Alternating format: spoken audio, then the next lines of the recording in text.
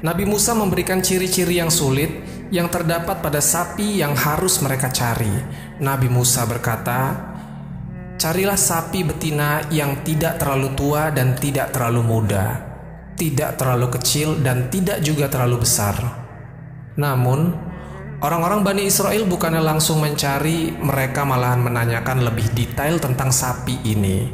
Mereka malah berkata, "Wahai Musa, berdoalah kepada Rabb-Mu, mau seperti apa warna sapinya?" Mari kita simak video ini sampai selesai agar tidak sesat. Assalamualaikum warahmatullahi wabarakatuh. Sahabat yang dimuliakan Allah. Kisah ini berlatar belakang di masa dakwahnya Nabi Musa alaihissalam kepada kaum Bani Israel. Ketika itu ada seorang yang sangat kaya raya dari kaum Bani Israel ini. Orang ini sudah berusia tua dan tidak memiliki anak. Artinya ketika ia meninggal dunia nanti, tidak ada ahli waris yang berasal dari darah keturunannya. Maka yang menjadi ahli waris akan hartanya kelak adalah saudara-saudaranya.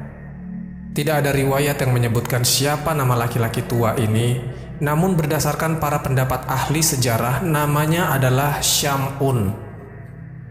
Nah, ketika itu salah satu dari saudara sepupunya ini yang bernama Uhaihah, memang ia sengaja menunggu agar kematian cepat datang kepada Syamun, supaya ia bisa cepat mendapatkan harta warisannya. Ia memang menunggu-nunggu warisannya karena ia adalah orang yang fakir. Ketika itu keluarga Uhaihah hidup dalam kemiskinan. Ditunggunya sebulan, 2 bulan, bahkan sampai bertahun-tahun ternyata maut tidak juga menjemput Syamun. Akhirnya atas godaan dari syaitan terbesit suatu rencana di hati Uhaihah untuk membunuh saudara sepupunya ini. Dia berkata, "Lebih baik kubunuh saja Syamun ini, supaya aku dan keluargaku bisa cepat mendapatkan harta warisan darinya." Teman-temanku seiman, tibalah hari di mana Uhaihah akan melaksanakan aksi bejatnya ini. Ia pun membunuh Syamun. Lalu untuk menutupi kesalahannya, Uhaihah membawa jasad Syamun ke pinggir kota. Tujuannya supaya orang-orang antara kedua kota itu saling menuduh satu sama lain. Perlu diketahui teman-temanku, kaum Bani Israel ini terdiri dari 12 kabilah yang mereka ini mempetak-petakan wilayahnya. Nah, jasad dari Syamun ini diletakkan di perbatasan di antara 2 kabilah tersebut. Ketika suatu pagi, jasad Syamun ditemukan oleh seorang warga yang lewat di daerah itu. Maka saat itu ia mengenali jasad manusia ini yang bernama Syamun. Lalu orang ini pergi ke saudara sepupunya untuk memberitahu akan hal ini. Orang ini berlari ke rumah Uhaihah, kemudian mengabarkan bahwa Syamun ditemukan tewas di perbatasan.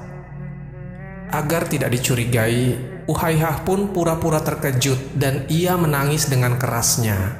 Selain berpura-pura sedih, Uhaihah juga menuduh bahwasanya penduduk kota sebelahlah yang membunuhnya. Dan ketika itu, Uhaihah juga menyeru kepada masyarakatnya untuk berbondong-bondong mendatangi penduduk kota sebelah untuk mempertanggungjawabkan akan hal ini.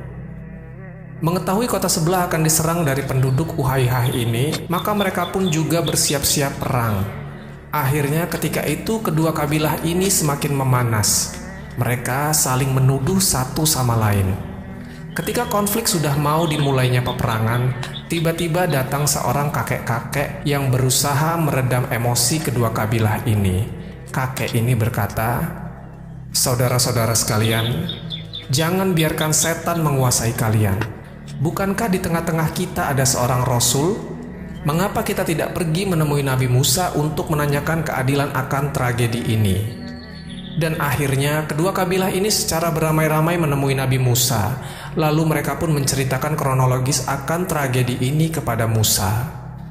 Maka Nabi Musa pun berdoa kepada Allah Subhanahu wa Ta'ala agar diberi petunjuk untuk mengetahui siapa pembunuh dari Syamun ini.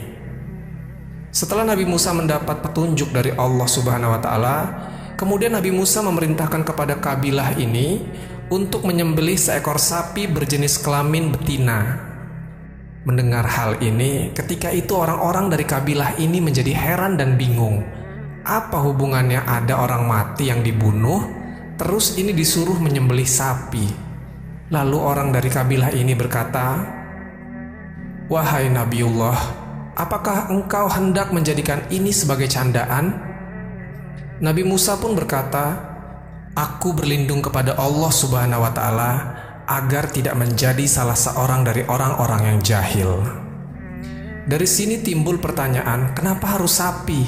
Kan bisa dengan hewan lainnya seperti kambing atau unta. Karena para ulama mengatakan di dalam hati orang-orang Bani Israel ketika itu masih menuhankan sapi. Sebagaimana kisah yang diceritakan bahwasanya Samiri pernah buat patung sapi untuk menggantikan Allah Subhanahu wa Ta'ala. Setelah diperintahkan untuk mencari sapi betina oleh Nabi Musa, bukannya langsung mencari, ini malahan orang-orang Bani Israel menanyakan mau sapi yang seperti apa, mau yang bagaimana, mau warna apa. Dan memang teman-temanku, orang-orang Bani Israel ini terkenal ngeyel dan sok pinter. Akhirnya ketika Nabi Musa mendengar banyaknya pertanyaan dari mereka tentang sapi ini, Nabi Musa memberikan ciri-ciri yang sulit yang terdapat pada sapi yang harus mereka cari. Nabi Musa berkata, "Carilah sapi betina yang tidak terlalu tua dan tidak terlalu muda, tidak terlalu kecil dan tidak juga terlalu besar." Namun orang-orang Bani Israel bukannya langsung mencari, mereka malahan menanyakan lebih detail tentang sapi ini. Mereka malah berkata, "Wahai Musa, berdoalah kepada Robmu, mau seperti apa warna sapinya?" Setelah mendapatkan petunjuk, Nabi Musa berkata, "Carilah sapi betina berwarna kuning pekat, tak ada warna lain kecuali warna kuning di seluruh tubuhnya. Dan jika ada orang yang melihat sapi ini, ia akan langsung suka." Karena kengeyelannya ini, akhirnya Allah benar-benar memberikan tugas yang sulit untuk kaum Bani Israel ini. Coba saja jika di awal mereka suruh cari sapi, maka langsung saja mereka mencarinya tanpa bertanya ini dan itu. Akhirnya, penduduk Bani Israel ini mulai menyebar dan mencari sapi yang dimaksud ini. Kita tahan dulu kisah ini, kita beralih ke kisah yang lain. Ada sebuah keluarga yang hidup dalam kemiskinan. Sebelum meninggal dunia, ayahnya menginfakkan seluruh hartanya dan hanya disisakan seekor anak sapi betina untuk anak dan istrinya. Artinya harta satu-satunya mereka ini adalah sapi warisan ayahnya ini. Ketika anak ini tumbuh dewasa dan ia sangat berbakti kepada ibunya, setiap hari anak ini pergi ke hutan mencari kayu bakar, kemudian dibawanya ke pasar dan dijual. Lalu ia belikan makanan untuk dirinya dan ibunya yang berada di rumah. Terus ia lakukan seperti ini untuk menyambung hidup dirinya dan ibunya. Pada suatu hari ibunya berkata kepada anaknya ini, "Sesungguhnya ayahmu dulu telah mewariskan seekor anak sapi betina untukmu dan ia tinggalkan di dalam hutan dan ambil hakmu atas sapi itu." Akhirnya pemuda ini memutuskan untuk pergi ke hutan dan didapatinya di sana sapi warisan ayahnya itu. Lalu sapi itu ia bawa pulang ke rumah untuk memberitahukan ibunya. Sesampainya di rumah, ibunya berkata, "Sesungguhnya engkau adalah orang fakir dan tidak memiliki harta. Engkau kerepotan mencari kayu bakar di siang hari dan melakukan qiyamul lail di malam hari. Oleh karena itu, pergilah jual sapi ini di pasar dengan harga 3 dinar." Lantas pemuda ini pun membawa sapi ini ke pasar dan menjualnya. Ketika sedang menunggu ada pembeli, tiba-tiba datang seorang laki-laki. Di sini Allah sedang menguji hambanya yang soleh ini, apakah ia amanah dalam menjalankan tugas dari ibunya. Di sini Allah utus seorang malaikat yang merubah bentuknya jadi seorang laki-laki. Laki-laki ini berkata kepada pemuda penjual sapi ini, "Wahai anak muda, engkau jual sapi ini berapa?" Pemuda ini menjawab, "Aku menjualnya dengan harga 3 dinar, dengan catatan ibuku meridoinya." Lantas laki-laki ini berkata lagi, "Aku beli sapi ini dengan harga 6 dinar, tapi engkau tak perlu meminta persetujuan kepada ibumu. Kau ambil saja 3 dinar secara diam-diam, 3 dinar sisanya engkau berikan kepada ibumu." Pemuda ini berkata, "Seandainya engkau memberikan emas sebesar sapi ini pun, aku tidak akan memberikannya, kecuali dengan ridho ibuku." Kemudian pemuda ini pulang dan menceritakan kepada ibunya tentang harganya. Lalu sang ibu berkata, kembalilah ke pasar. Jualah dengan harga 6 dinar berdasarkan ridho dariku." Lalu pemuda ini kembali ke pasar dan menemui malaikat yang menyamar sebagai pembeli tadi dan berkata, "Ibuku menyuruh menjual sapi ini dengan harga 6 dinar, tidak kurang dan tidak lebih. Silakan Tuan." Laki-laki ini berkata, "Saya akan membeli sapi ini dengan harga 12 dinar.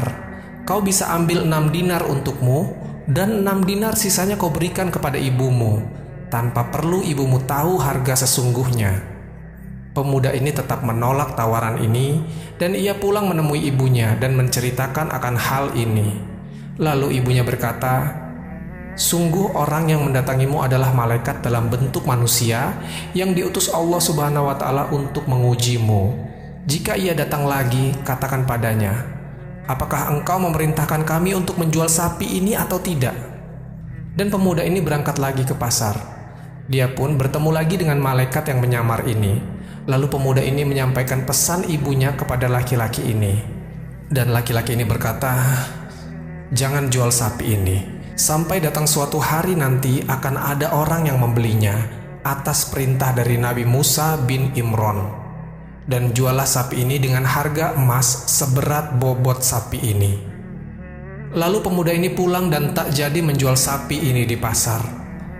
Ketika pada suatu hari ada orang-orang dari Bani Israel yang datang kepadanya hendak membeli sapi ini atas perintah dari Nabi Musa alaihissalam.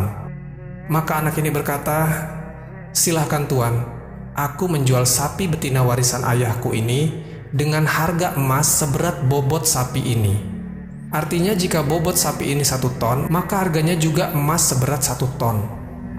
Orang-orang dari kaum Bani Israel ini pun terkejut mendengar harga yang ditawarkan. Akhirnya mereka patungan mengumpulkan emas ini dan dibelilah sapi betina itu dengan harga seberat bobotnya.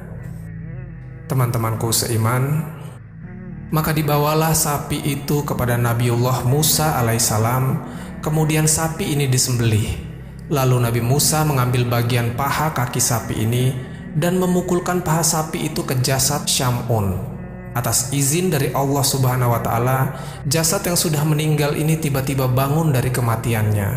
Lalu Nabi Musa berkata kepadanya, "Wahai Syamun, siapa di antara mereka yang membunuhmu?" Lalu dengan isyarat tangan, jasad Syamun menunjuk kepada saudaranya yang bernama Uhaihah ini. Kemudian Syamun kembali mati.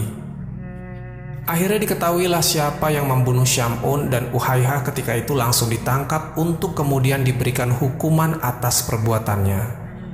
Akhir kisah, ada riwayat yang mengatakan seorang pemuda soleh yang tiba-tiba kaya raya tadi menikah dengan istri dari Syamun, seorang pedagang yang kaya raya. Akhirnya pemuda itu menjadi semakin kaya raya atas pernikahannya itu. Wallahu a'lam bishawab. Jadi itulah kisah tentang sapi betina di dalam surah Al-Baqarah. Semoga kisah ini bermanfaat. Lebih dan kurangnya mohon dimaafkan, yang benar datangnya dari Allah Subhanahu wa Ta'ala. Khilaf ataupun keliru itu datangnya dari saya pribadi sebagai manusia biasa. Sampai ketemu di kisah-kisah seru yang penuh makna selanjutnya. Saya akhiri. Wassalamualaikum warahmatullahi wabarakatuh.